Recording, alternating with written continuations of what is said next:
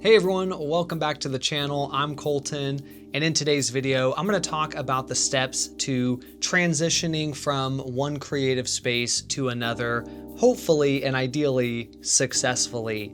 This is something that I just did, so if you're a longtime viewer of the channel, you know this is a brand new background, and that's because I moved from my apartment into a house with my girlfriend that we're renting, and so I had to go through the process of tearing down the old space and building a whole new space. So being that this is very recent for me, I want to share some tips with you about how you can do that successfully, either to improve your existing space or to make the transition from one place to another just that much easier and more effective.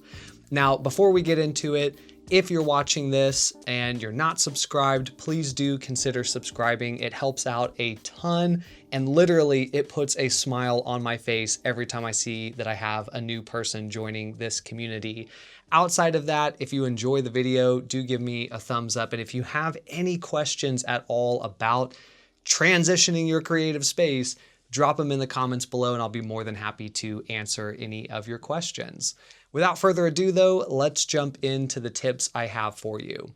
All right, so tip number one is to really think about what you need this new space to be. And for some of you, that may be one singular goal.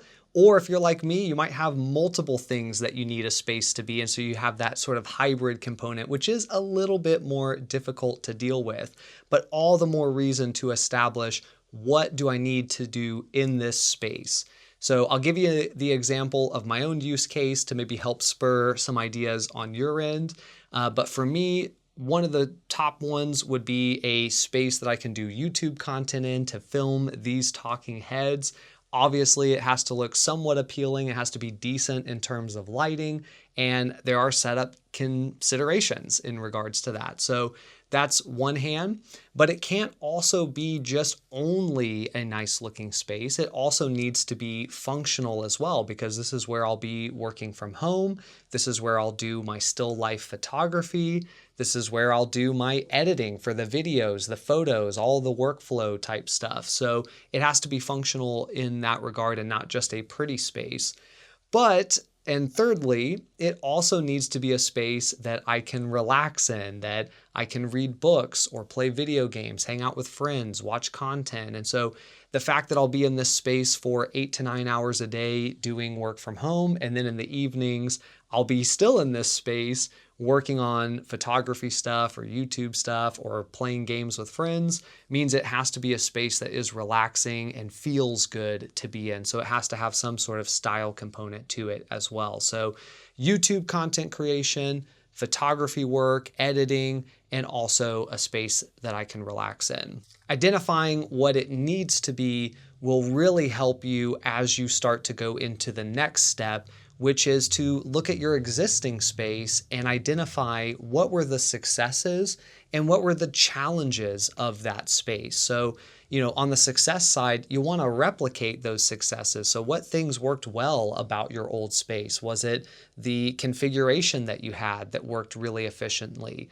Was it that you had some really good natural light coming into the space that was very helpful? So what is it about the space that you really enjoy, that's worked well for you, that's helped you to be creative? And then on the flip side, what has been challenging or what has not worked well? Is there a lot of noise from outside? Is it that the way that you set up the computer desk versus your studio didn't really work too well, and it was really cumbersome to try to transition from one task to another, right?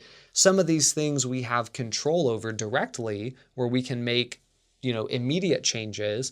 Other things like outdoor noise, we might not be able to as directly control the fact that that noise is there, but maybe we can do some adapting to the space to make it so that those uncontrollable factors aren't then a complete destruction to the space, to the creativity, to the workflow. So, again, identifying what was successful that you want to re-replicate in the new space, and identifying what about the old space was challenging that you want to try to avoid or compensate for as you set up the new space. And then with the ideas of what you need this space to be and what worked well and didn't work well about the previous space, you can now get into the new space and really start to design the layout to make this work efficiently for you.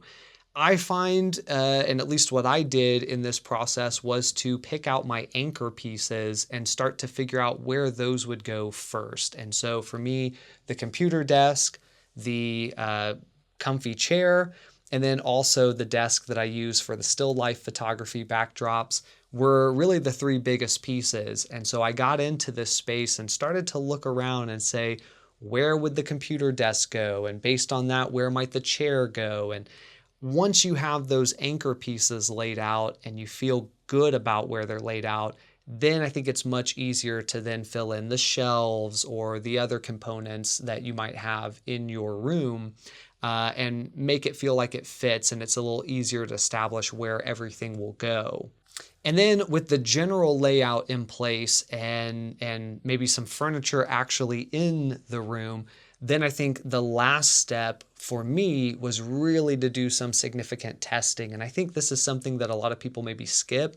They set up the room, they're good to go. And then as they start to use the space, they realize, oh, wait, this isn't efficient where it's at here. That isn't working for me over here.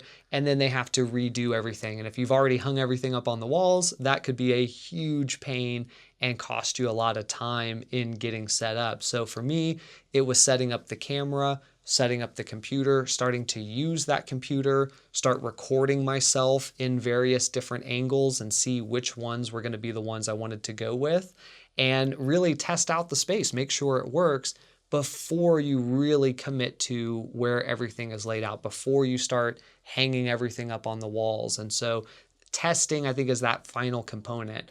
Once you feel good, you've tested it out, everything's working pretty well, then you can put those final touches on the space to truly make it complete. So those are my tips for how to transition into a new creative space and how to do so ideally efficiently.